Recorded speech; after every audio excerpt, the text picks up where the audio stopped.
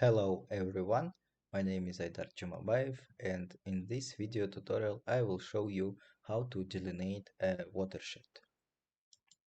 As a first step, you need to open any web browser and open a website mghydro.com/watersheds, a web app tool that is developed by Matthew Heberger.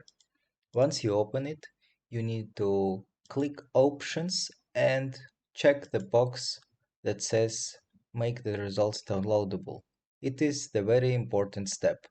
After that, you can go to the any area of interest of your research or work.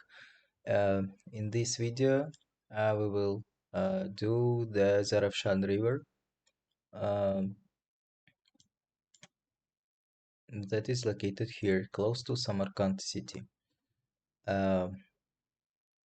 Once we find it, we can click the to add the river right on the border of the two countries and click delineate, and in few seconds we have the delineated watershed boundary in red color and delineated river network in blue color. Once we have it, we can download them in the shapefile format. Click to download the watershed boundary and river network. Once the download is complete, you can open the folder where you have these downloaded files, and you can see that they are compressed or zipped folders. And in order to use them, you need to right click and extract the files or uncompress these files, and you need to do that to this to both of these files.